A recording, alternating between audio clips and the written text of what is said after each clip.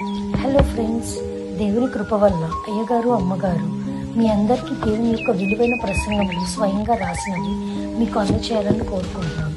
మా పుస్తకంలో సిలువ ధ్యాన ప్రసంగములు 83 ప్రసంగములు, క్రిస్మస్ ప్రసంగములు 50 ప్రసంగములు, బైబిల్లోని స్త్రీల ప్రసంగములు 72 ప్రసంగములు, మోషే సుఖోపవాస ప్రసంగములు 63 ప్రసంగములు. ఈ పుస్తకములు అయ్యగారు అమ్మగారు స్వయంగా రాసినవి మీ అందరికీ అందాలని కోరుకుంటున్నాము. మా పుస్తకములు కావాల్సిన వారు కాంటాక్ట్ అవ్వాల్సిన numbers: Bapatla reverend doctor P Jayapal garu, phone number 9866412025. Guntur doctor P Prasad Rao garu, phone number 9441368594 and 9705789407. మా పుస్తకంలో మీరు తీసుకొని చదివి ఆదరణ పొంది దేవుని మహిమపరచాలని కోరుకుంటున్నాము. Don't forget to like the video. Thank you. ప్రార్థన చేసుకున్నాము. వాక్యం కొరకు అందరూ కూడా ప్రార్థన చేసుకోవాలి. అలా ప్రార్థన చేసుకోవడం ద్వారా ప్రభువు మనకు వాక్యము వినేటువంటి బుద్ధి పుట్టిస్తారు. కనుక ఎవరు కూడా మౌనముగా ఉండకుండా ప్రార్థన చేసుకోవాలి. ప్రేమ గల మాటని దయగల దేవాలయ గొప్ప కృపను బట్టి ఇంతవరకు నాయన మహిమగల కార్యం జరిగించి ఏర్పాటు స్థలమును మమ్మల్ని చేర్చి నాయన ఆరాధనలు నడిపించిన తల్లి అయ్యా, ఇప్పుడు మేము నీ మాటలు వెలుగుతున్నాము. నాతో మాట్లాడు, వాక్యమైన ఇస్తున్నాము. నిన్ను వేడుకొని ప్రార్థిస్తున్నాము. కూర్చుందాం. యేసుక్రీస్తు ప్రభు వందిన జయమే ఎల్లవారి కౌను కోరిన ఎల్లవారి కౌను ప్రేమిన ఎల్లవారి కౌను నమ్మిన ఎల్లవారి కౌను యేసు ప్రేమించి పైన వేసికన్న దయము జయమని కాసికన్న జయము సాధిగా. వాక్య భాగంలోకి పెడదాము. యెషయా గ్రంథము 45వ అధ్యాయంలో 22-23 వచ్చిన వాళ్ళు ఊదిగంతముల నివాసులు నా వైపు చూచి రక్షణ దేవుడని మరి ఏ దేవుడు లేడు నా ఎదుట. ప్రతి మోకాలు ప్రతి నాలుగు నా తోడని ప్రమాణము చేయునని నేను నా పేరిట ప్రమాణము చేసి నీతిగల నా నోటి మాట బయలుదేరి ఉన్నది, అది వ్యర్థము కాలేదు. ప్రియమైన దేవుని బిడ్డలారా, ప్రభు నామమున కృపా సమాధానములు దేవుడు మీకెల్లరకు అనుగ్రహించును గాక. ఆమేన్. చూడండి, యేసుక్రీస్తు ప్రభువును పరిశుద్ధ గ్రంథమైన బైబిల్లో క్రైస్తవ మతంలో ఉన్న ప్రత్యేక స్థితి ఏంటంటే మనుషులలో ఉన్న ఎవరిని కూడా విడిచిపెట్టదు. అందరితో వెళికెందుకని పని, ఆయన దేవుడు అందరిని కలుగు చేశాడు. ఆయన అందువలన మిగతా అట్లా కాదండి, డివిజన్ పెట్టడము, ఏదో ఈ కులానికి, ఈ మతానికి, ఈ ప్రాంతానికి, ఈ దేశానికి అంతవరకు. చూడండి, ఇక్కడ ఏం మాట్లాడుతున్నారంటే బూదిగంత నివాసులారా. ఇందులో ఎవరు మినహాయించబడలేదు. బూదిగంత నివాసులారా నా వైపు చూచి రక్షణ పొంది. దేవుడు నేనే, మరి ఏ దేవుడు? 23వ వచనం, నా ఎదుట ప్రతి మోకాలును వంగుననియు ప్రతి నాలుకయు. చూసారా, ఇక్కడ మనం చూస్తే పాత నిబంధన కాలంలో యేసుక్రీస్తు ప్రభు సంగతి లేదండి. ఆయన దేవుని సంగతే చెప్తున్నారు. చూడండి, క్రొత్త నిబంధన వచ్చేసరికి ఫిలిప్పీయులకు రాసిన పత్రిక 2వ అధ్యాయంలో 9-11 వరకు చూసినట్లయితే పరలోకమందున్న వారిలో కానీ భూమి మీద ఉన్న వారిలో కానీ భూమి క్రింద ఉన్న వారిలో భూమి క్రింద ఉన్న జలములో కానీ ప్రతి వాని మోకాలును ప్రతి వాని మోకాలు యేసు నామమున వంగునట్లు ప్రతి వాని నాలుకయు తండ్రి అయిన దేవుని మహిమార్థమై యేసుక్రీస్తు ప్రభువుని ఒప్పుకొనున్నట్లు దేవుడు హెచ్చించి అధికముగా హెచ్చించి ప్రతి నామమునకు పై నామమును ఆయనకు అనుగ్రహించాడు. ఈ మాట ఎప్పుడు యేసుక్రీస్తు ప్రభు రాకముందు కొన్ని వేల సంవత్సరాల క్రితమే రాశారండి. అక్కడ మీరు యెషయా 45లో 23 చివర ఒక మాట చూడండి. నీతి గల నా నోటి మాట బయలుదేరి ఉన్నది, అది వ్యర్థము కాలేదు. చూసారా, ఎప్పుడో కొన్ని వేల సంవత్సరాల క్రితం నీతి కలిగినటువంటి దేవుని నోటి నుండి బయలుదేరిన మాట ఈనాటి వరకు కూడా అది వ్యర్థం కాదు. ఇదిగో మనం అందరం నమ్ముకున్నాం, ఆరాధిస్తున్నాం, మన గొప్పతనం కాదండి, ఆయన ఏర్పాట్లు ఉన్నాము. ఇదిగో అనేక మంది అనేక ప్రాంతాల్లో ప్రపంచ జనాభాలో ఈనాడు అత్యధికులు యేసుక్రీస్తు ప్రభువు నమ్ముకున్నటువంటి వారి అండర్లైన్ చేసుకో. ఇది ఏదో గొప్పతనము, పార్టీలు, విభజన కొరకు కాదండి. ఇది పరలోకం నుండి వచ్చినటువంటి మాట. ఇది దేవుని మాట. దానిని ఎవరు కూడా కాదనడానికి వీల్లేదు. ఇవాళ నేను కాదన్నా రేపు నువ్వు కూడా వచ్చేసేస్తున్నావు. కనుక ఇక్కడ మనం చూసినట్లయితే ప్రజలందరినీ ఎవరిని కూడా విడిచిపెట్టలదే యేసు ప్రభువులో ఉన్న ప్రత్యేక స్థితి. ఆలోచించండి, అటువంటి ప్రత్యేకమైన మార్గంలో మనం ఉన్నాము. చూడండి, యేసు ప్రభు పుట్టినప్పుడు లూకా సువార్త 2వ అధ్యాయంలో 9వ వచనంలో పరలోకం నుండి దేవదూతలు వచ్చి ఏం చెప్తున్నారు? ఇదిగో ప్రజలందరికీ కలుగబోవు. ప్రజలందరితో వీళ్ళకేంటండి పని? ఏముంది? ఎవరన్నా మన ఇంటి చుట్టాలు వస్తే ఇళ్ళ పక్కన వాళ్ళు ఏమి అడుగుతారమ్మా? ముందు వాళ్ళకి వీళ్ళు ఏమవుతారో తెలుసుకునేదాకా వీళ్ళు వంట పనులు ఏమి చేసుకోరు. ముందు వాళ్ళు ఏమవుతారు, నీకు వీళ్ళు ఏమవుతారు. ఇప్పుడు ఈయన ఏమవుతాడు? సర్వమానవులకు సృష్టికర్త. అందుకని ఆయన వచ్చినప్పుడు ఏమన్నారంటే, ఇదిగో ప్రజలందరికీ కలుగబోవు.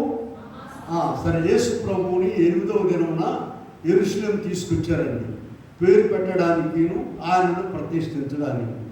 సిమెయోను అనేటువంటి ప్రవక్త, చూడండి లూకా సువార్త 2వ అధ్యాయంలోనే ఉన్నాగా మనం 32వ వచనంలో ఏం చెప్తున్నాడంటే, ఆయన ప్రభువుని చేతుల్లో ఎత్తుకొని, నీవు సకల జనుల ఎదుట సిద్ధపరిచిన నీ రక్షణను నేను కన్నులారా చూచుచున్నాను.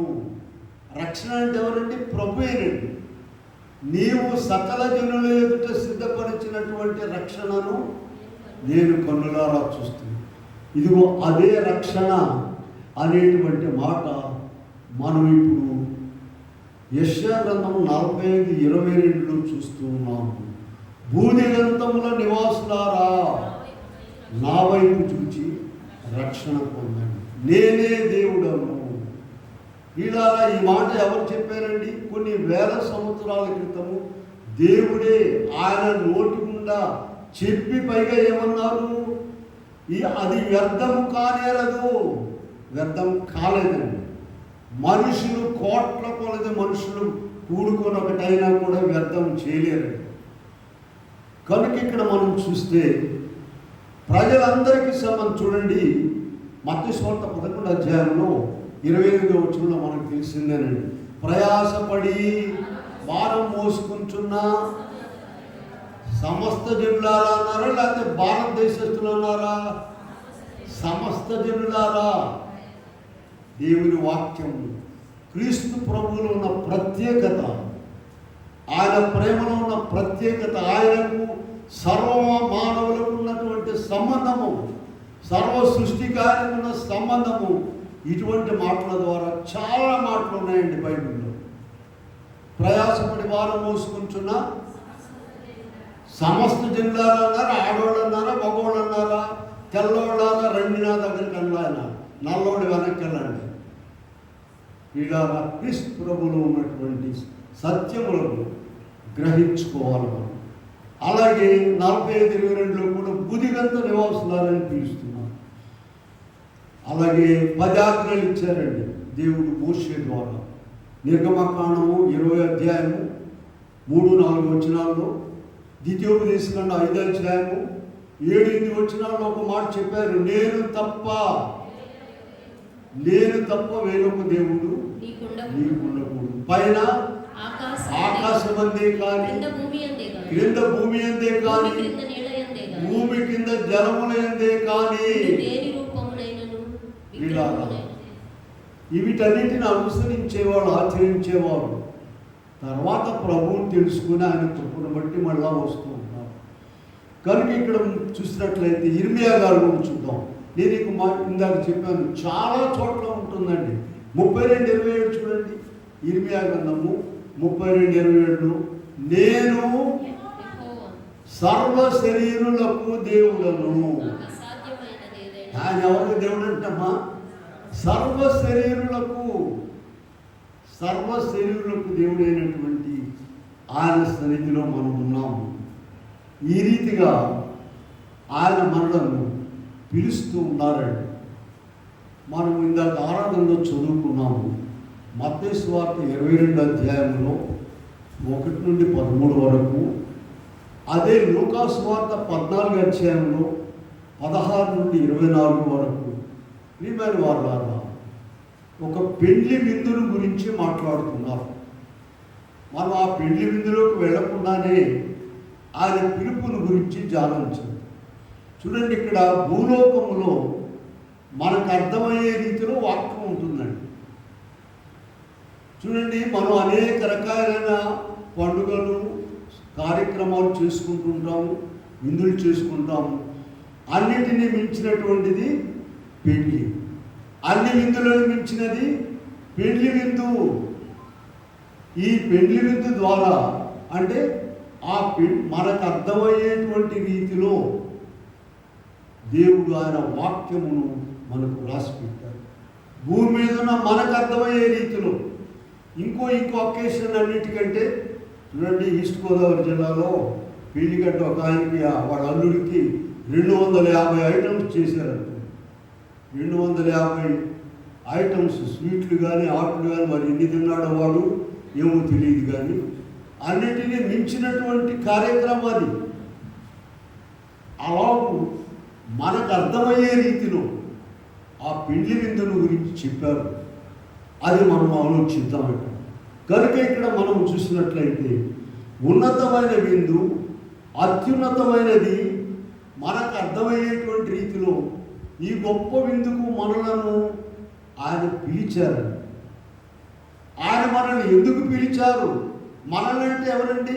సర్వమానవులను పిలిచారు. దాన్ని చెప్పుకున్నాం, ప్రయాసపడి భారం మోసుకుంటున్న సమస్తమైన వారులారా నా యొద్దకు రండి, నేను మీకు విశ్రాంతి కలుగు చేస్తాను.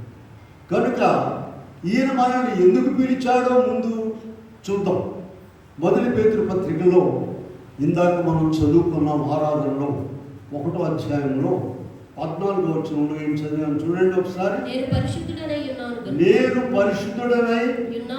ఉన్నాను కనుక మీరును పరిశుద్ధులై ఉండుడని రాయబడి ఉన్నది. కాగా మీరు విధేయులకు పిల్లలై మీ పూర్వపు అజ్ఞాన దశలో మీకుండిన ఆశలను అనుసరించి ప్రవర్తింపక మిమ్మును పిలిచిన వాడు పరిశుద్ధుడై ఉన్న ప్రకారము మీరును సమస్త ప్రవర్తన యందు పరిశుద్ధులై ఉండుడి.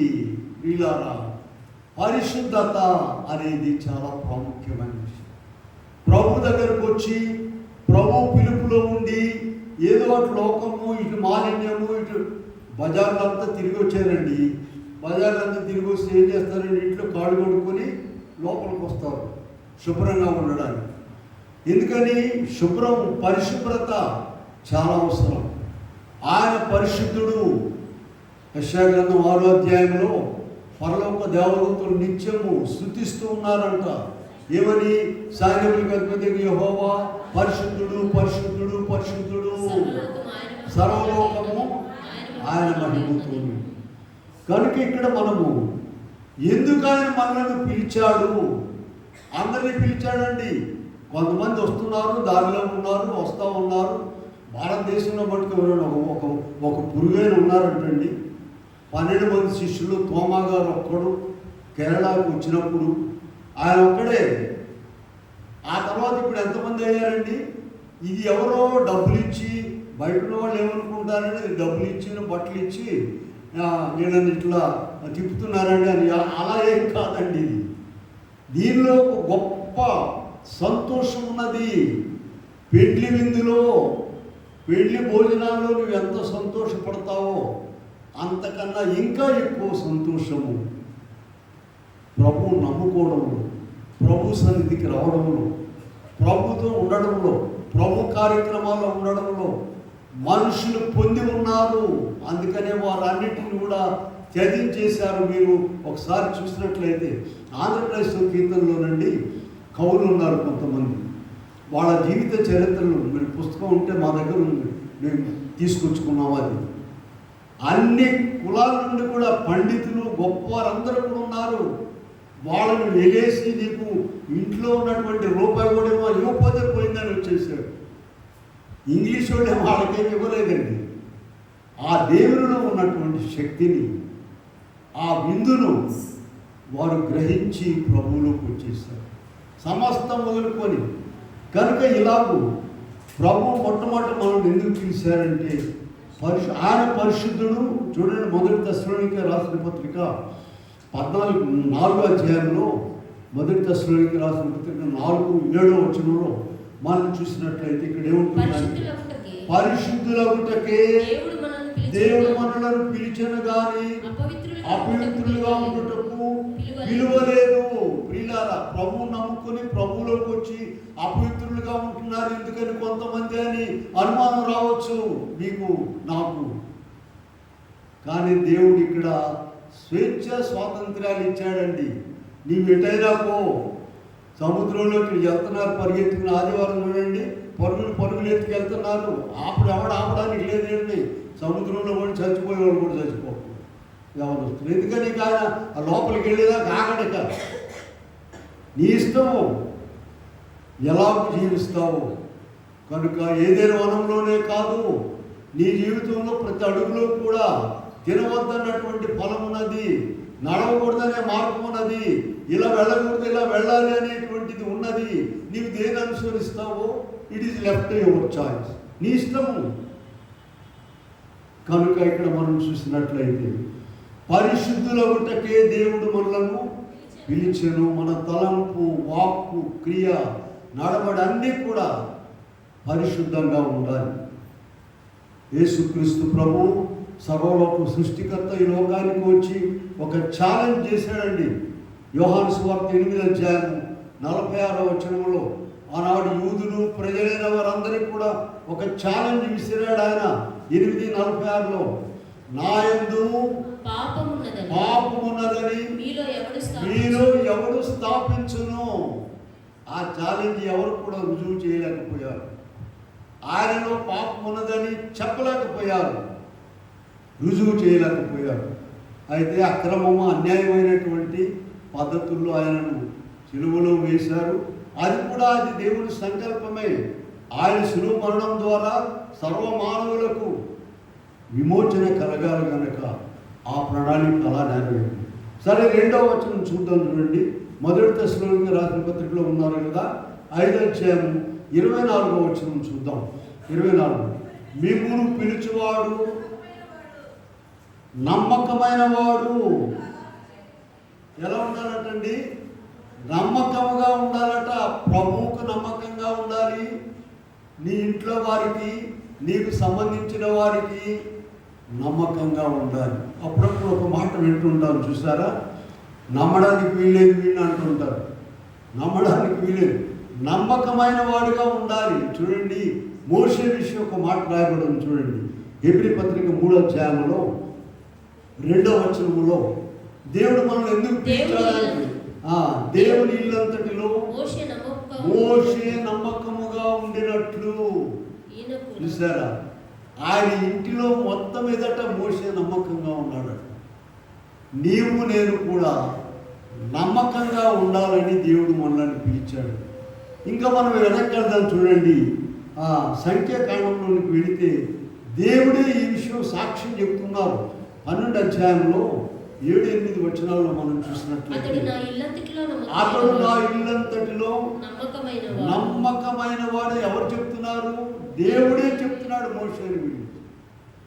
వీళ్ళారా, వాక్యం వింటున్న నీవు నేను కూడా దయచేసి గమనించుకోవాల్సింది ఏంటి?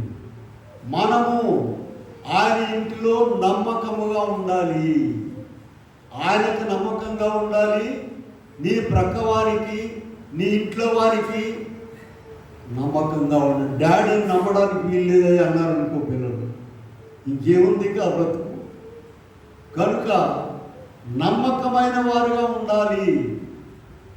మోషే అదే ఇక్కడ మనకు జరిగించింది.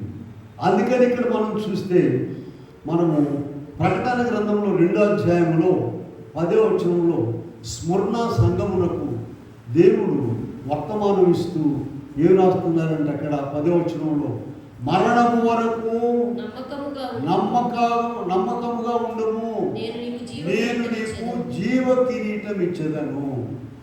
ప్రియులారా, ఎప్పుడైనా ఒక చిన్న చిట్కా చెప్తుంటాను, మీకు తెలుసు కదా. నేను పరిష్కార సమస్యను ప్రజలకు వదిలేయకూడదు. ఆ సమస్య పరిష్కార మార్గం కూడా చెప్పాలి. ప్రభువా, నేను నమ్మకంగా ఉండేటట్లు చేయండి అని ప్రార్థన చేసుకుంటే నీకు తెలియకుండానే దేవుడు నిన్ను ఒక నమ్మకమైన వాడిగా చేస్తాడు. అడుగుడే నీకు ఇవ్వండి అని చెప్పినటువంటి వాగ్దానం ఏంటనుకున్నారు? మత్తయి సువార్త 7:7లో అది ఊరికే ఇవన్నీ కావాలని కాదు, ముందు మన సంగతి తేలాలి. భక్తి విషయం కానీ వాక్య విషయం కానీ ఎవరైనా ఎక్కువ వాక్యం చదవలేరు, ప్రార్థన చేయబుద్ధి కాదు, మరి మందిరానికి రాబుద్ధి కాదు. ప్రార్థన చేసుకుంటే ప్రభు ఏం చేస్తాడు? దానిని తొలగించి వేస్తాడు. ఇంకా ఎక్కువగా వాక్యం చదువుకునేటట్లు చేస్తాడు. కనుక ప్రకటన గ్రంథం 1వ అధ్యాయంలో 1వ అధ్యాయం 5వ వచనంలో కూడా ప్రభువుని గురించి ఏం మాట్లాడుతున్నారంటే నమ్మకమైన సాక్షియు. ఆయన ఎవరు? యేసు ప్రభు. ఆయన నమ్మకమైన వాడు కనుక మనము కూడా నమ్మకమైన వారముగా ఉండాలి. మొట్టమొదటి ఏం చెప్పుకున్నామంటే మనము ఆయన పరిశుద్ధుడు కనుక మనము కూడా అన్ని విషయాలలో పరిశుద్ధుడిగా ఉండాలి. అంతేగాని ఇక్కడ పరిశుద్ధమైన మాటలు చెప్పి అవతలికి వెళ్ళి అపరిశుద్ధమైనటువంటి పని చేయడానికి నీకు వీల్లేదు. రెండో విషయం ఏం చెప్పుకున్నాం మనము? నమ్మకమైన వాడు, ఆయన నమ్మకమైన వాడు కనుక మనం కూడా, మనలను పిలిచిన వాడు నమ్మకమైన వాడు, మనం కూడా నమ్మకమైన వారముగా ఉండాలి. మూడో విషయం చూద్దాము. 1 పేతురు పత్రిక 3వ అధ్యాయము 9వ వచనంలో ఆయన మనల్ని ఎందుకు పిలిచారో చూద్దాం. ఆశీర్వాదమునకు మీరు పిలువబడితిరి గనుక కీడుకు ప్రతికీడైనను దూషణకు ప్రతిదూషణైనను దీవించుడి. వీళ్ళారా, ఎందుకు పిలిచారంటే మనలను ఆశీర్వాదమునకు వారసులగుటకు పిలిచారు. ఆశీర్వాదము పొందాలంటే నీవేం చేయాలండి? కీడుకు ప్రతి కీడు. లోకంలో ఉన్నటువంటి వారందరూ చేసే పని కీడుకు ప్రతి కీడు, దూషణకు ప్రతి దూషణ. 4 మాటలు తిడితే మనం 2 మాటలన్నా మాట్లాడకపోతే ఎట్లా? నువ్వు వాళ్ళతో ఏకమైపోయినట్టు ఒక మాట మాట్లాడు. అన్నిటికీ ప్రభువు దగ్గర జవాబు ఉన్నది. చూడండి, మనం మొట్టమొదటి చదివిన మాటలో ఒక మాట ఉన్నది చూసారా? బూదిగంత నివాసులారా, నా వైపు చూచి కల్వరి శిలువలో ప్రభు వైపు చూడండి.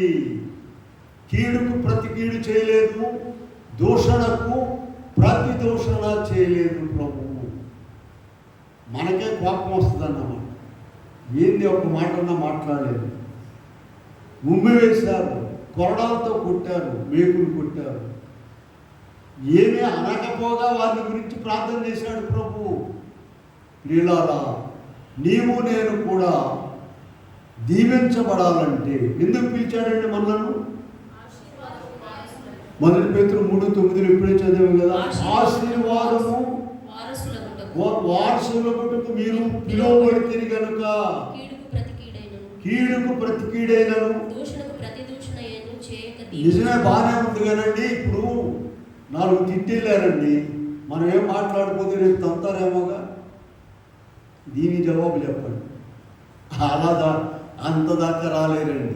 నీవు ఎప్పుడైతే దేవుని లక్షణం కలిగి ఉంటావో వాడికి గుండెల్లో దడ పడుతుందండి బాబు. మళ్ళా వచ్చి తిట్టరో కొట్టరు వాడు. లోకరీతిగా ఆలోచించితే అలాగూ అనిపిస్తుంది. కానీ కనుక ఆశీర్వాదమునకు వారసులకు పిలువబడితే కనుక మీరు కీడుకు ప్రతి కీడైనను దూషణకు ఇది చేసి చూడాలంటే దేవుని వాక్యాన్ని ప్రాక్టికల్గా చేసినట్లయితే గొప్ప దీవెన ఆశీర్వాదం ఉంటుంది. చాలా ఇమీడియట్ రెస్పాన్స్ ఉంటుందండి. అలాగే ఇంకొక విషయం చూద్దాం మనం. 1 కొరింథీ పత్రిక 1:9 ఆయన ఎందుకు మనల్ని పిలిచారో చూద్దాం. 1వ అధ్యాయం 9వ వచనం. మన ప్రభు అయిన యేసుక్రీస్తును తన కుమారుని సహవాసమునకు మిమ్మును పిలిచిన దేవుడు నమ్మకమైన వాడు. ఎవరి సహవాసానికండి? తన కుమారుడైన యేసుక్రీస్తు ప్రభు యొక్క సహవాసానికి మనల్ని పిలిచారు. అర్థమవుతుందమ్మా? ఎలాగంటే ఆయనతో సహవాసం చేసి ఇద్దరు సహవాసం చేసేది 2 యవనస్తులు ఉన్నారు. యవనస్తులే ఉందండి. ముసలోళ్ళకి ముసలోళ్ళ ఫ్రెండ్స్ ఉంటారు, యవనస్తులకి యవనస్తులు ఉంటారు, కుర్రోళ్ళకి కుర్రోళ్ళు. వాళ్ళు ఏం చేస్తారంటే ఒకరైనా ఇంకొకరు మాట్లాడుకుంటారు. అవును కదండి? ఇద్దరు కలిసారు అనుకోండి, చాలామంది కనబడతారు కానీ వాళ్ళ ఫ్రెండ్ కొరకే ఎదురు చూస్తూ ఉంటాడు. వాడి ఫ్రెండ్ కనబడగానే నీ గుండెలన్నీ కూడా సంతోషంతో నిండిపోతే ఇద్దరు కలిసి ఎక్కడో చోట కూర్చుంటారు, మాట్లాడుకుంటారు. ఇక్కడ ప్రభుతో సహవాసం అంటే ఏంటంటే చాలాసార్లు చెప్పిన మాటలే మళ్ళీ చెప్తూ ఉన్నాను. ఎందుకంటే మనం అనుసరించి బాగుపడాలి. సహవాసం ఎట్లా చేస్తారమ్మా? ఆయన మాట్లాడతాడు, మనం మాట్లాడాలి. వాక్యం చదవడం అంటే ఏం చెప్పాము? దేవుడు మనతో మాట్లాడుట. అందరు చెప్పండి, వాక్యం చదవడం అంటే ఏంటి? దేవుడు మనతో. కానీ కొంతమంది చదవలేరు. ఎందుకు చదవలేరంటే సాతాను ఊరుకోదు. బైబిల్ తెరవగానే మూసేయమంటారు. వాంతులు ఈ రోజు నలుగుతుంది బైబిల్ ఎక్కువ చదివితే కొంతమందికి. అదొక రోగం అన్నమాట. దాన్ని జయించాలి. నీవు ప్రార్థన చేయడం అంటే ఏం చెప్పుకున్నాము? ప్రార్థన చేయటం అనగా మనము దేవునితో మాట్లాడుట. ఈ 2 విషయాలు ఎవరైతే చేస్తారో వారు ప్రభుతో సహవాసం చేస్తారు. ఎవరైనా అడగవచ్చు, దేవుడు ఎక్కడున్నాడండి సహవాసం చేయడానికి? ఇప్పుడుంటే సహవాసం చేస్తామండి అని అనవచ్చు. కానీ నేను మీకు చాలాసార్లు చూపించాను, మరి ఒకసారి చూపిస్తాను చూడండి. రోమా పత్రికలో 10వ అధ్యాయంలోనికి వెళ్దాము. 10వ అధ్యాయంలో అక్కడ మనకు ప్రభు ఎక్కడ ఉన్నాడో స్పష్టంగా మనకు కనబడుతూ ఉంటున్నాడు. చూడండి, అక్కడ 6వ వచనం చూద్దాం. అయితే నీతి ఇలాగ చెప్పుతున్నది, ఎవరు పరలోకమునకు ఎక్కిపోవును, క్రీస్తుని కిందికి దించుటకు, అగాధములోనికి దిగిపోవును, పైకి తెచ్చుట కానీ అనుకొనవద్దు. నీ వాక్యము నీ యొద్దను నీ నోటను నీ హృదయములోను ఉన్నది, నీ చేతిలోనూ ఉన్నది. ఇలారా వాక్యము నీ నోటను నీ హృదయములోను నీ చేతిలోనూ ఉన్నది. అదే మేము ప్రకటించవలము. అదే క్రీస్తు ప్రభు. నీవు ఆ వాక్యంలో చాలా గొప్ప వింతైనటువంటి అనుభవాలు ఉన్నాయండి. మ్యాజిక్ అంటారు చూసారు, విచిత్రమైనటువంటి అద్భుతాలు ఉన్నాయి ఆ వాక్యములో. బలముగా ఎవరైతే చదువుకుంటారో, గంటల కొలది దేవుడు చదువుతారో వారికి దేవుడు గొప్ప దీవెన ఆశీర్వాదములు ఇస్తారు. గొప్ప దీవెన ఆశీర్వాదం. ఇలారా మరి అలాగే నేను చదివేవాడిని. ఇప్పుడు కూడా మరి వేరే 2 జిల్లాల్లో ఉద్యోగం చేశాము. మరి క్యారేజ్ పెట్టుకొని బైబిల్ క్యారేజ్ 2 ఉండేది. అది ఇప్పుడు ఇంకా చిన్న బైబిల్ వాడుతున్నప్పుడు మాకు తెలిసి పెద్ద బైబిల్ వాడేవాళ్ళు. అందరూ అనేవాళ్ళు, ఎందుకంటే ఇంత మోసుకొస్తున్నారు అనేవాళ్ళు. ఒకటేమో ఆత్మీయాహారం, ఒకటి శరీరాహారం అని చెప్పేవాడు. గంటల కొలది చదువుకునేటువంటి వారు. దాని ఫలితమే దేవుడు వాక్యములు గొప్ప సంగతులు ఇచ్చారు. గొప్ప దీవెన ఆశీర్వాదములండి. ఎఫెసీ 3:21 ఒక మాట ఉందండి, అడుగు వాటి కంటేను ఊహించు వాటి కంటేను అత్యధికముగా చేయజూచుచున్న దేవుడు అనే మాట మా పట్ల నెరవేరింది. మా ఊహలో కూడా లేదండి. అటువంటి గొప్ప దీవెనాశీర్వాదములు దేవుడు ఇచ్చాడు. ప్రియులారా, దానికి ఒకటే ముఖ్యమైనటువంటి సూత్రం, బైబిల్ రాత్రింపగలు చదవండి. దేవుని దీవెన అందులో ఉంది ఇందులో ఉందని అనుకోకూడదు. ప్రతి అక్షరము కూడా విలువైనది.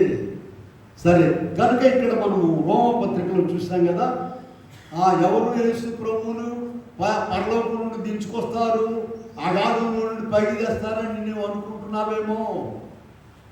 వాక్యము నీ నోట, నీ హృదయములో, నీ చేతిలో, నీ మనసులో ఉన్నది.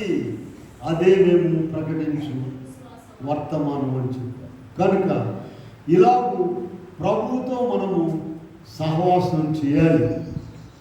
అప్పుడు మనము చూడండి ప్రియులారా, హెబ్రీ పత్రిక 3వ అధ్యాయంలో 1వ వచనంలో ఏముంటుందంటే, హెబ్రీ 3, ఇది పరలోక సంబంధమైన పిలుపండి. ఇది పాలు పొందిన ఇందువలన పరలోక సంబంధమైన పిలుపులో ప్రియులారా, దేవుడు మనల్ని పిలిచాడు. ఇది పరలోక సంబంధమైన పిలుపు, భూ సంబంధమైన పిలుపు కాదు. ఇది మనం ఇక్కడికి వచ్చి కూర్చున్నామంటే అది ఎంతో ధన్యతతో కూడినటువంటి విషయం.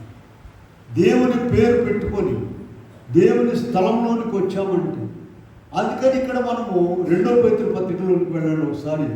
1వ అధ్యాయం 10వ వచనంలో ఇక్కడ ప్రభు మనకి ఏం చెప్తున్నారంటే, 2వ పేతురు 1:10, అందువలన సహోదరులారా, మీ పిలుపును ఏర్పాటును నిశ్చయము చేసుకొనుటకు జాగ్రత్త పడుడి. ఈ మాట జాగ్రత్తగా వినాలన్నారు. మీ పిలుపును ఏర్పాటును నిశ్చయము చేసుకొనుటకు మరి జాగ్రత్త. దాన్ని స్థిరపరచుకోవాలి మనం. ఆయన మనను పిలిచినటువంటి పిలుపును బట్టి ఆయన దగ్గరకు వచ్చినటువంటి మనము, ఆయనను నమ్ముకున్న మనము, ఆయనతో నిత్యం ఉంటున్న మనము ఈ పిలుపుని ఏం చేసుకోవాలట? నిశ్చయము చేసుకోవాలి.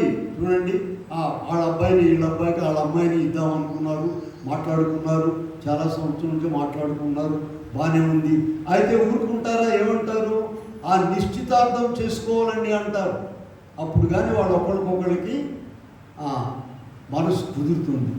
నిశ్చితార్థం అయితే బాగుంది. అలాగే ఇక్కడ ప్రభు మనల్ని పిలిచారు, వచ్చాము ఆయన దగ్గరకు. అయితే ఆయన పిలుపును మనము నిశ్చయము చేసుకోవాలి. వింటున్నారు అందరూ? నిశ్చయం చేసుకునేది ఎలాగో మనం తెలుసుకోవాలి. నిశ్చయం చేసుకోవాలంటే పెళ్లి పిలుపుని ఏం చేస్తారమ్మా? వాళ్ళకి వీళ్ళు ఎక్కువగా సన్నిహితంగా ఉంటూ ఒక ఊళ్ళో ఉన్నా లేకపోయినా ఒకరికొకరు ఇబ్బందికరమైన మాటలు మాట్లాడకుండా, ఒకరికొకరు సంతోషకరమైన మాటలు, ఇంకేదైనా పండుగ ఏదైనా వస్తే బహుమతులు, ఆ అమ్మాయి పుట్టినరోజు అబ్బాయి పుట్టినరోజు ఇంకా భారీ ఎత్తున ఇంకా దగ్గరకు వెళ్ళడానికి, ఇంకా ఆ పిలుపు నిశ్చయం చేసుకోవడానికి ఎంతో కష్టపడతాం. మనము కూడా ఈ పరలోక సంబంధమైన పిలుపు, దేవుని పిలుపులో ఉన్నటువంటి మనము వీళ్ళగా మన పిలుపును నిశ్చయం చేసుకోవాలి. ఏదో నామకార్థంగా మనము వచ్చి వెళ్ళడానికి కాదు. చూడండి, పెళ్ళికి ఎవరన్నా రమ్మని ఎక్కడన్నా పిలిచారనుకోండి, అమ్మా వింటున్నారా? ఏం చేస్తారంటే ఇష్టం లేకపోయినా, పెద్ద పరిచయం లేకపోయినా ముఖం చూపించొద్దామని వెళ్తారు. ఏం చూపించొద్దారంటమ్మా? ముఖం చూపించొద్దారండి, కాళ్ళు చేతులు కాదు. వచ్చే వెళ్ళాం, అసలు కనపడ్డారా? కనపడి వచ్చాం, ముఖం చూపి. అట్లా దేవుని సన్నిధిలోనికి, దేవుని దగ్గరికి నువ్వు ముఖం చూపించి వెళితే నీ పిలుపు నిశ్చయమయ్యిద్దా? నీవు దీవెన పొందుతావా? న్యాయం ఆలోచిద్దాం. ఎందుకంటే లోక సంబంధమైన విషయాలు పోల్చితే కానీ మనకు దేవుని వాక్యం అర్థం కాదు. అందుకని ప్రభావాలు వ్రాయించారు. లోక సంబంధమైన పిలుపులో ఏం చేస్తారమ్మా? వెళ్ళి ఏం చూపించొస్తారమ్మా? ఆ ముఖం చూపించు. మరి ఇక్కడ దేవుని విషయాల్లో ఆదివారం నాడు వచ్చి నీ ముఖం ఎవరు చూపించెళ్తావు? అయ్యగారు అమ్మగారు చూపించెళ్తావా? దేవునికి అన్నీ తెలుసు. అలా నీవు అన్ని విషయాల్లో బలముగా చూడండి. మనము ఆయన నామం ధరించుకున్నాం మనం. ఆయన పిలుపుని బట్టి మొదటి పేతురు పత్రిక 4వ అధ్యాయంలో 16వ వచనం ఒక మాట చూద్దాం. మొదటి పేతురు పత్రిక 4:16లో ఎవడైనాను క్రైస్తవుడైనందుకు బాధ అనుభవించిన ఎడల ఆ పేరును బట్టి మహిమపరచాలి. చూడండి, క్రైస్తవులు అయ్యారంటే ఎవరైనా ఎగతాళి చేశారనుకోండి, అబ్బా ఎంత ధన్యత అండి, ఎంత గొప్ప దీవెన మనం అనేటువంటి వరుసలోనికి నీవు రావాలి. అదే ఇక్కడ ప్రభువు మనల్ని పిలిచిన పిలుపును మనం స్థిరపరచుకోవాలంటే ఎన్నో విషయాలుగా ఆయన వాక్యం ధ్యానించాలండి. అదొక గొప్ప విందు. మనం పిలుపుని గురించి మాట్లాడుకున్నాం, ఎందుకు పిలిచాడనేది. ఇప్పుడు విందుని గురించి మాట్లాడదాం. ఆయన విందులో మనము ఉండడానికి పిలిచారు. చూడండి, ఆయన వాక్యమే ఒక విందు. వాక్యం చదువుతుంటే నీకు బాగుందా, లేకపోతే విందులో ఉన్న ఐటమ్స్ తింటుంటే బాగుందా? వాక్యంలో ఉన్న రుచి నీకు అర్థం కావాలి. గొప్ప భోజనాల కంటే కూడా నీకు ఈ వాక్యంలో ఉన్న రుచి తెలియాలి. నీకు వాక్యమే ఒక విందు. వీళ్ళారా, దైవ సన్నిధి ఒక విందు. ఆదివారం ఆరాధన ఒక విందు. ఆదివారం ఆరాధన విందుగా ఉందా, ఎట్లా ఉందమ్మా? దావీదు గారికి 122వ అధ్యాయంలో జనులు దేవుని సన్నిధికి వెళదామన్నారంట. వెళదామనేసరికి ఆయనకు ఎంతో సంతోషం వచ్చేసిందట. ఉందా? 122లో జనులు నాతో అనినప్పుడు నేను సంతోషించి తిని. యెహోవా మందిరమునకు వెళుదామని జనులు నాతో అనినప్పుడు నేను సంతోషించి తిని. ఎంత గొప్ప మాట! విందంటే అదండి. ఇందాక ఒక మాట చెప్పాను మీకు నేను. పెళ్లి విందుని గురించి ప్రభు చెప్పారు. మనము మత్తయి సువార్త 22వ అధ్యాయంలో ఆరాధనలో చదువుకున్నాము. పరలోక రాజ్యము తన కుమారుని పెళ్లి విందు చేసినటువంటి రాజును పోలి ఉన్నది. పరలోక రాజ్యం ఎలా ఉందంటండి? అదొక గొప్ప పెళ్లి విందండి. ఆ పెళ్లి విందుని ఇక్కడే రుచి చూపిస్తున్నారు దేవుడు. ఇందాక మీకు చెప్పాను, వాక్యము చదవడం ఒక విందు, ప్రార్థన చేసుకోవడము ఇంటిలో ఇక్కడ ఒక విందు, ఆదివారం ఆరాధనకి రావడము ఈ విందులుగా ఉన్నాయా లేకపోతే మంచినీళ్ళుగా ఉన్నాయమ్మా? ఇవి ఆలోచించుకోవాలి. అదే భక్తి జీవితం. దైవ స్వభావంబులో పరిశుద్ధాత్ముని దైవ స్వభావంబులో పరిశుద్ధాత్ముని యందు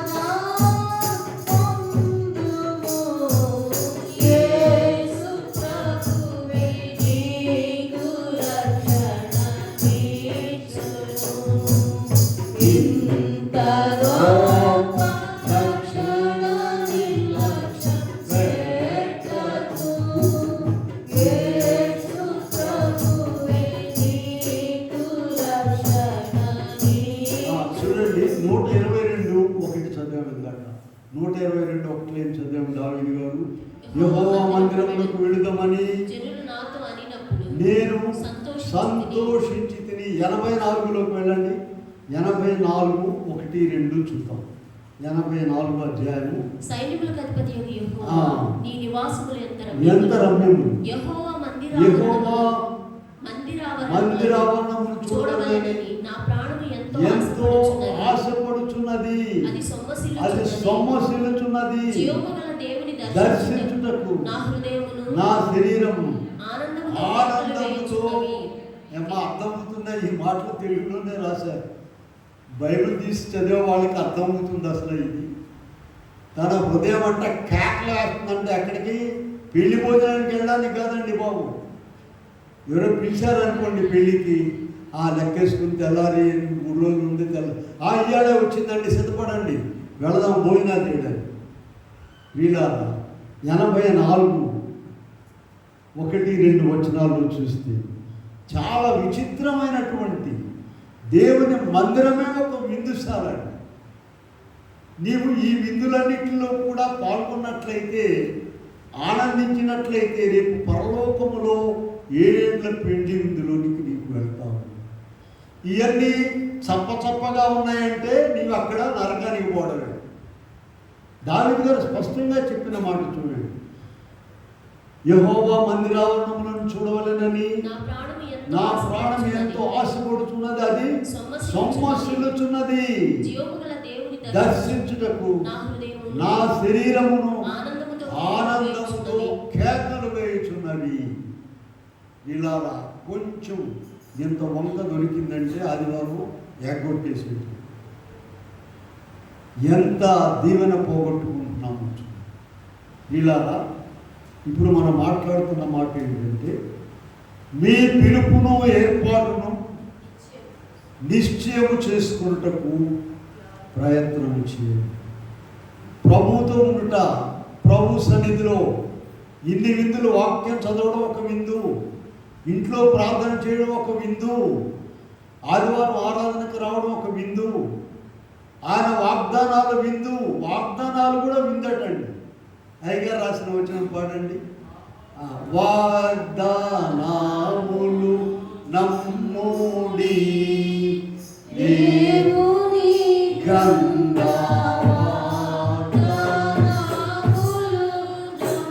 ఈ వచనం పాడండి. విందు నన్న దేవుని వాగ్దానం.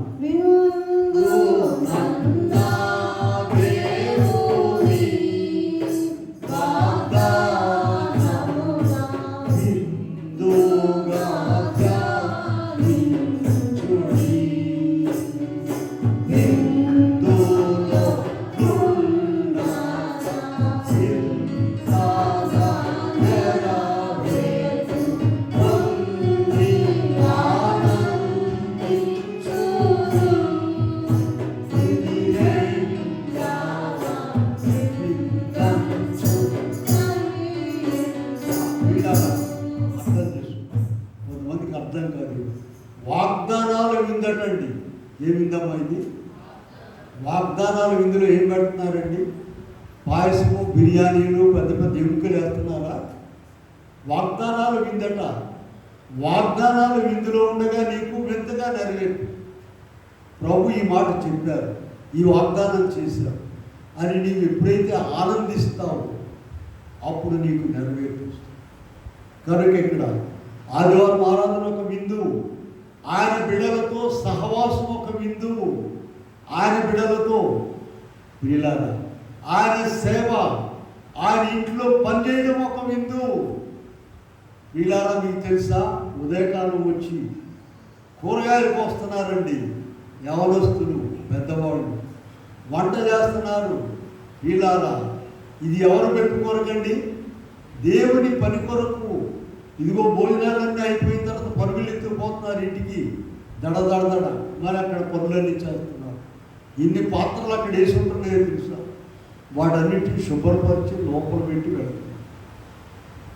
ఇవన్నీ కూడా నీ పిలుపును, ఏర్పాటును స్థిరపరచుకునేటువంటి పద్ధతులు మర్చిపోబాక. దేవుడు నీకు ఇచ్చిన పిలుపును, ఏర్పాటును స్థిరపరచుకోవాలంటే ఆయనకి ఇష్టమైన పని.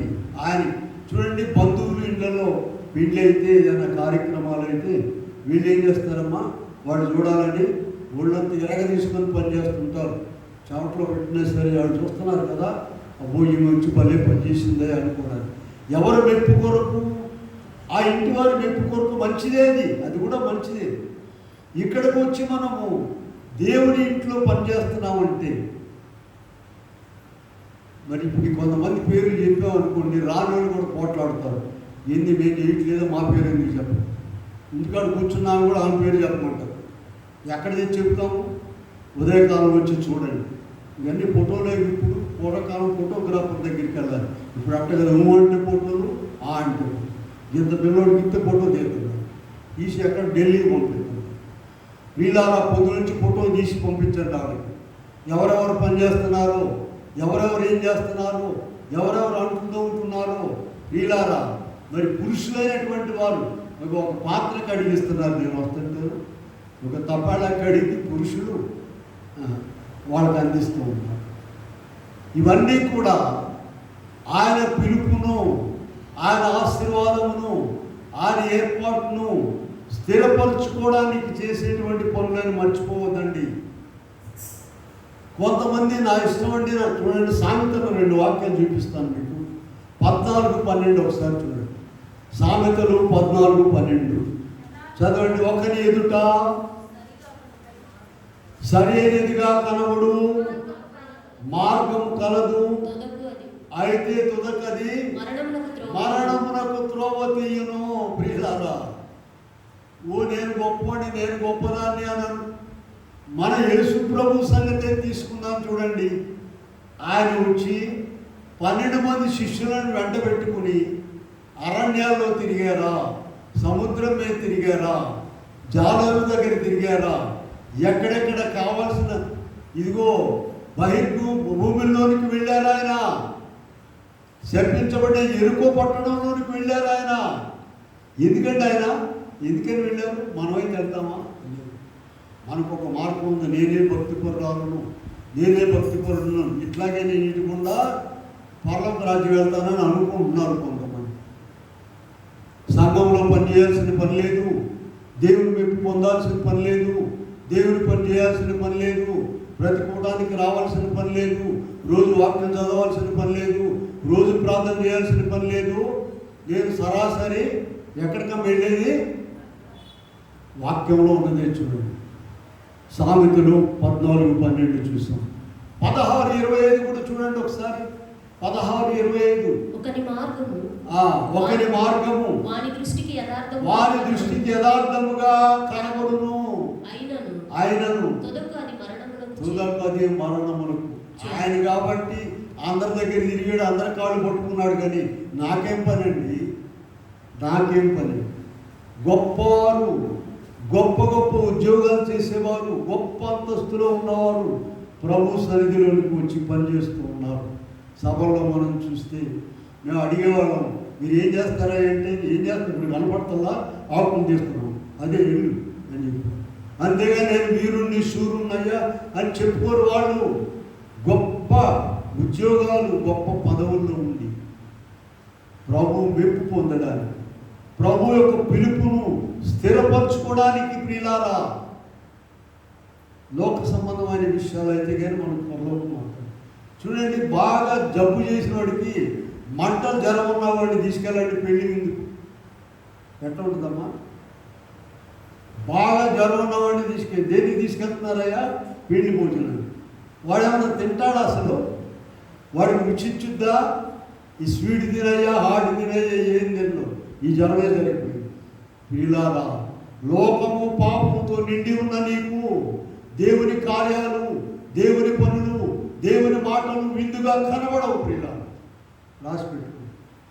దేవుని యొక్క పని విందుగా కనబడదు, దేవుని వాగ్దానాలు విందుగా కనబడవు.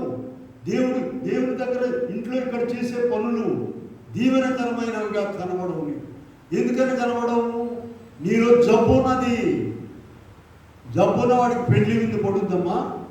వాడిని తీసుకెళ్తాను కూర్చోబెట్టి ఆకేయడమే కానీ వాడేం తినడు. ఎందుకని తినడు చెప్పండి? జబ్బు ఉన్నది వాడు. అలాగే ప్రభు విషయాలు, ఇదిగో ప్రభు దేని కొరకు మనం పిలిచాడో అర్థం చేసుకోవాలి. ఆ పిలుపును, ఏర్పాటును మనం నిశ్చయం చేసుకోవాలి. ఆయనతో ఉండాలంటే మనకి ఇష్టం వచ్చినట్టుగా, మన రీతిగా మనము నడిస్తే కుదరదండి. ఆయనే చూపించారు మనకు. 1 పేతురు పత్రిక 2వ అధ్యాయము 21వ వచనంలో మనం చూడండి. మొదటి పేతురు పత్రిక 2. క్రీస్తు కూడా మీ కొరకు క్రీస్తు కూడా మీ కొరకు బాధపడి మీరు తన అడుగుజాడలయందు నడుచుకున్నట్లు మీకు తన అడుగుజాడలయందు నడుచుకున్నట్లు.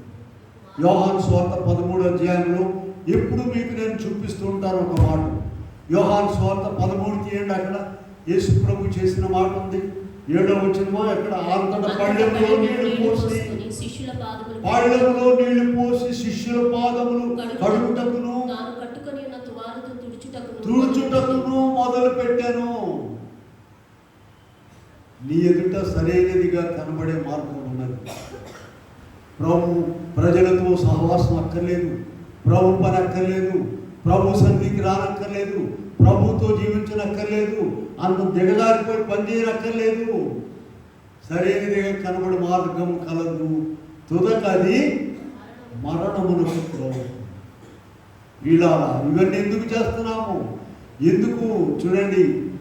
గురువారం నాడు ఏం చేసామంటే, అయ్యా విపరీతంగా వడగాలి కొడుతుంది, శుక్రవారం లేదండి అని ఫోన్లు చేసేసాము. రాత్రి వర్షం పడేసరికి గుండెలు అదిరిపోయినాయి. అమ్మో మళ్ళీ ఫోన్ చేయండి, మళ్ళీ మొదలు పెట్టండి. మరి ఫోన్ తొందరగా ఎత్తారు, మరి ఎవరు ఎత్తుతారో తెలియదు. కానీ అయ్యగారు అమ్మగారు చేసి కాసేపు ఉండి ఎత్తుతారు. ఏం నెత్తివేది ఏం పెడతారు అది. అమ్మా మళ్ళీ ప్రార్థన ఉంది. మామూలు వాళ్ళకన్నా ఎక్కువ మంది వచ్చేసారండి. భోజనాలు అక్కడ వీళ్ళారా. గురువారం ఏమో లేదని చెప్పాము, శుక్రవారం ఏమో చెప్పండి అమ్మా ఉందని చెప్పాము. ఎవరు పోటాళ్ళు ఎక్కదా ఏదైనా ఇష్టంగా గురువారం లేదని మరి శుక్రవారం పెడతాము అని అలా దేవుని ఇస్తాము. అందరూ వచ్చేసారండి. దడ విందు దేవుడు అప్పగించిన పనిని. ఇదిగో మేమేం ప్రార్థన చేస్తుంటామంటే వినండి మీరు కూడా. అయ్యా మా ప్రార్థనే, మా సేవ ఏపాటి, మా వాక్యం ఏపాటి, మా పరిచర్య ఏపాటికి, అసలు మేము నీ దృష్టిలో ఉన్నామా లేదా మమ్మల్ని క్షమించండి. ఏదో పెద్ద ఎత్తున పెరిగాము ఎదిగాము అని అనుకుంటే చాలా పొరపాటు అండి. యేసు ప్రభువులో ఆయనే చూపించారు. ఇప్పుడు 13వ అధ్యాయం చూపించారుగా మీకు. యోహాను సువార్త 13వ అధ్యాయంలో ఏం చేశారమ్మా యేసు ప్రభువు? కాలు మీద కాలేసి కూర్చుని నా కాడు గడగంటరా అని అన్నాడా? అంతట పళ్ళెంలో నీళ్లు పూసి శిష్యుల పాదములు కడుగుటకును తాను కట్టుకుని ఉన్న తువాలతో తుడుచుటకును మొదలు పెట్టాను. ఈ వాక్యం చదువుకున్న వాడి దిమ్మ తిరిగిపోవాలంతే. యేసు ప్రభు అంటే ఏంటో హెచ్చించుకునేవారు, పెద్ద పెద్దగా మాట్లాడేవారు, బడాయిపోని మాటలన్నీ కూడా దిగిపోతాయి ఈ వాక్యం ద్వారా. 75 వచనం 75 కీర్తనలోకి వెళ్ళండి. ఇంకొక మాట మీకు చూపిస్తాను నేను. 75 కీర్తనలో మనం చూసినట్లయితే అక్కడ మంచి మాట 5వ వచనం చూద్దాం. 4 అహంకారులై ఉండకూడని నేను ఆగ్రహించుచున్నాను. కొమ్ము ఎత్తకుడి, ఎత్తుగా కొమ్ము ఎత్తకుడి, పొగరు పట్టిన మాటలు అని భక్తిహీనులతో నేను సెలవిచ్చున్నాను. ఇంకా చదవమ్మా. తూర్పు నుండి అయినా, పడమటి నుండి అయినా, అరణ్యం నుండి అయినా హెచ్చు కలుగదు. దేవుడే తీర్పు తీర్చువాడు. ఆయన ఒకరిని తగ్గించును, ఒకరిని హెచ్చించును. ఎంత గొప్ప మాటలు! ఇటువంటి మాటలు భూమి మీద ఎక్కడా దొరకవండి. అహంకారులై ఉండకుడి, పొగరబట్టిన మాటలు మాట్లాడకుడి. నీ ఎదుటి సరిగానే ఉంది. నేను వాళ్ళతో లాభం లేదు, వీళ్ళతో లాభం లేదని నేను చాలా భక్తిగా ఉన్నానని, నీతిగా ఉన్నానని వెళ్తున్నాను అనుకోబాకండి. ఇలా మన పిలుపును, ఏర్పాటును స్థిరపరచుకోవాలి. రేపు ఆయన దగ్గర పోయి మనం ఏం చెప్తాము? 2 కొరింథీ పత్రిక 5:10 ఒకసారి చూద్దాం. చూడండి. 2 కొరింథీ పత్రిక 5వ అధ్యాయము 10వ వచనంలో మనం చూస్తే చదవండి.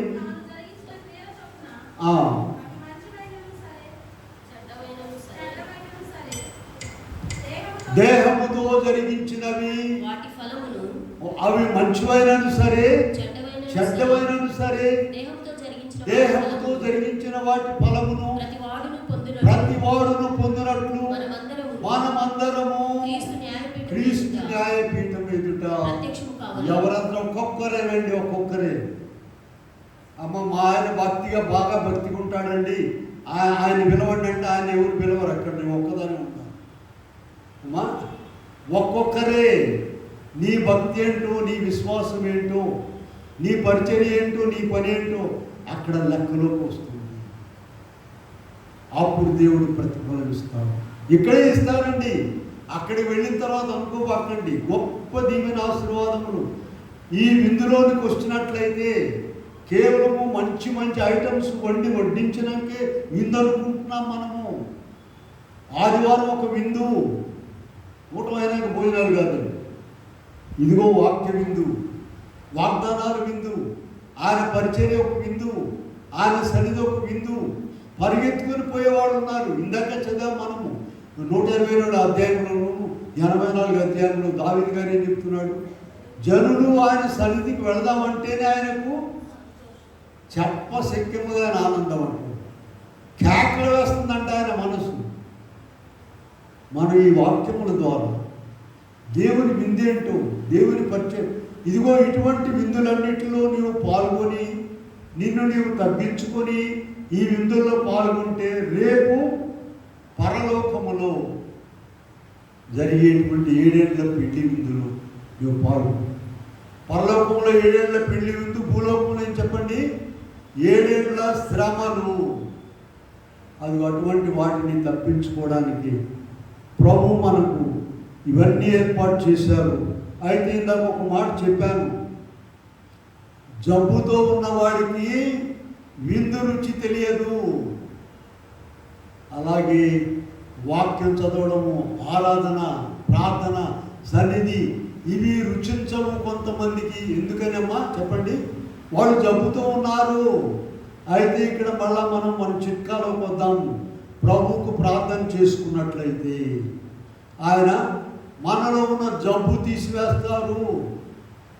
మనకు ఆ విందు యొక్క రుచిని ఆయన చూపిస్తాడు.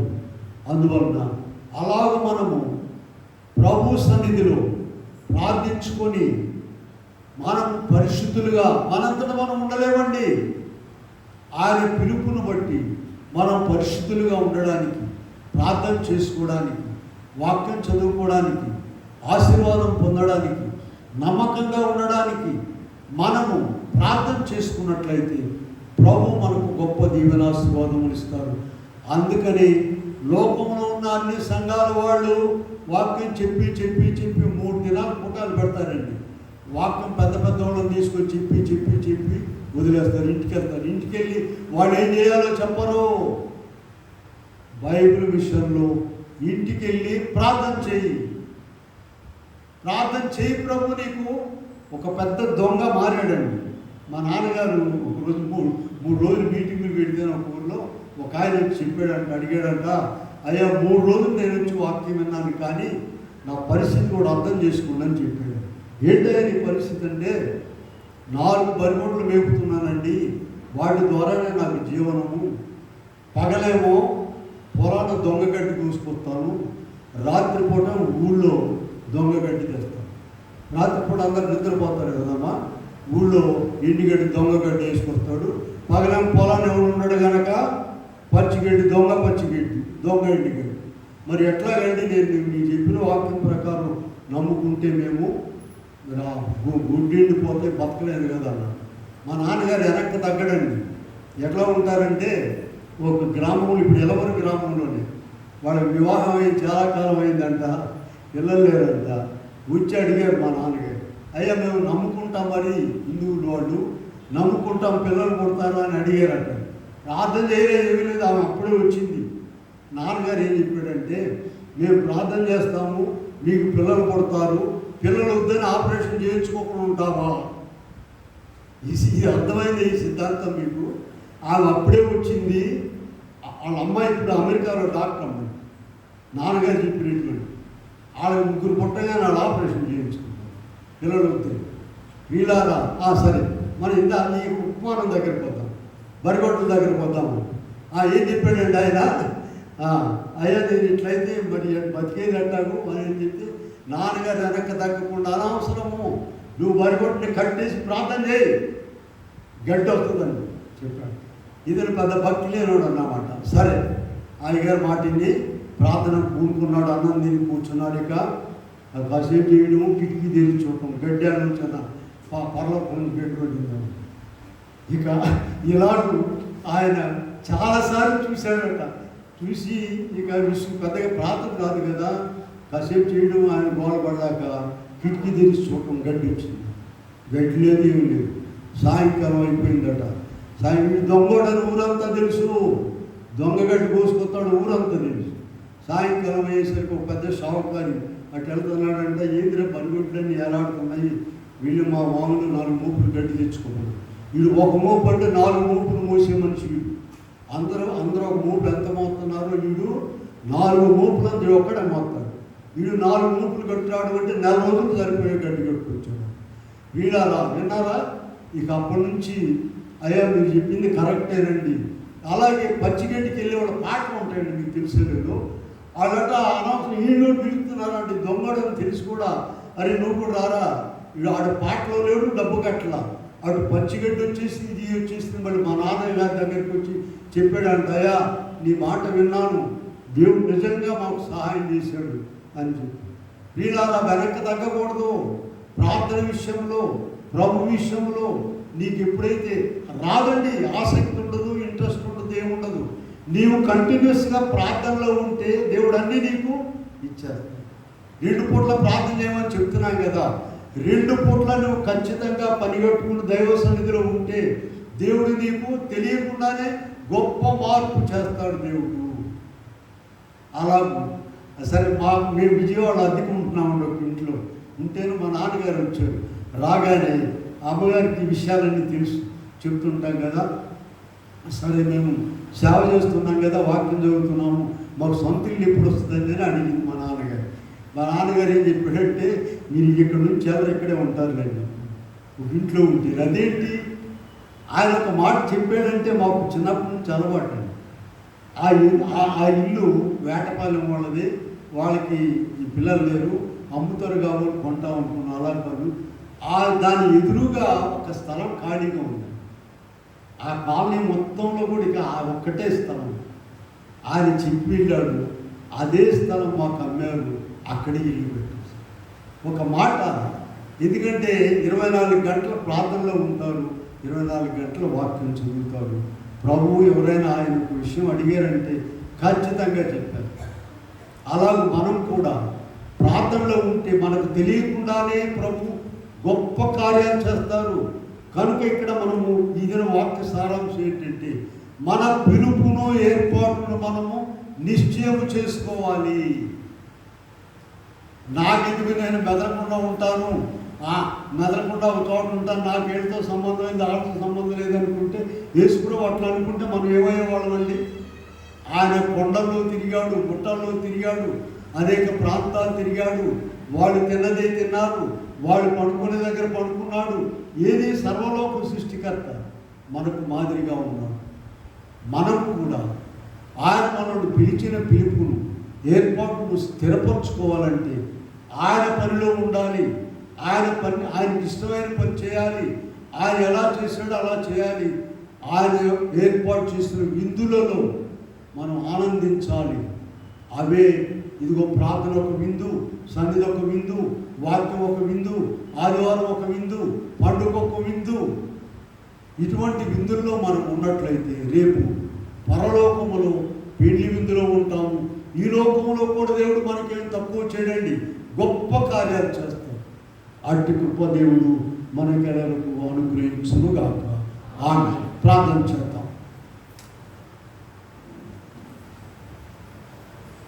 ప్రార్థన చేద్దాం అనుకున్నాం కదా. ప్రార్థన చేద్దామంటే ఏం చేయాలనుకున్నాము? ప్రేమగల మాట్లాడి నీ గొప్ప కృపను పెట్టున్నాను. నీవు ఏర్పరచుకున్నటువంటి నీ బిడ్డలైన వాళ్ళు అనేక విందులు ఏర్పాటు చేస్తున్నారు. వాక్య గ్రంథమే నాయన ఒక విందు, 66 ఐటమ్స్ ఉన్నాయి నాయన. దాంట్లో ఆనందించే వారికి ఆనందించింది నాయన. సన్నిధి ఒక విందు, ఆదివారం ఒక విందు, నీ పరిచర్య, నీ ఇంట్లో పనిచేయడం ఒక విందు. ప్రభా నీ వాక్యం ప్రకటించడం ఇలాగ మేము నీ పనుల్లో పాల్గొని నీ విందును ఆనందించే కృప ప్రతి ఒక్కరికి దయచేయండి నాయన. మందిరాన్ని ఇచ్చారు, మాకు పనులు ఇచ్చారు, ప్రభు అనేక మంది పనిచేస్తే కానీ ఇంత గొప్ప దీవెన రావటం లేదు. ఎవరికి అప్పగించిన పని వారు నమ్మకంగా చేస్తున్నారు ప్రభు. ఎవరికి అప్పగించిన పని వాళ్ళు వదిలిపెట్టలేదు. లేకపోతే ఆలయం ప్రాంగణంలో శుభ్రంగా ఉంటుందా, మందిరం శుభ్రంగా ఉంటుందా, వంట చేసేవారు, కూరగాయలు కోసేవారు, పాత్రలు కడిగేవారు, నాయన ఇవన్నిటికి కూడా గొప్ప ప్రతిఫలం ఇచ్చి నీవు పరలోక విందులో భూలోక విందులో పాల్గొనేటట్లు చేయగల దేవుడు అని అలాగ అందరూ కూడా నీ పని చేయడానికి అందరినీ కూడా బలపరచమని దీవించమని యేసు నామమున వేడుకొని ప్రార్థిస్తున్నాము తండ్రి. కూర్చుందాము.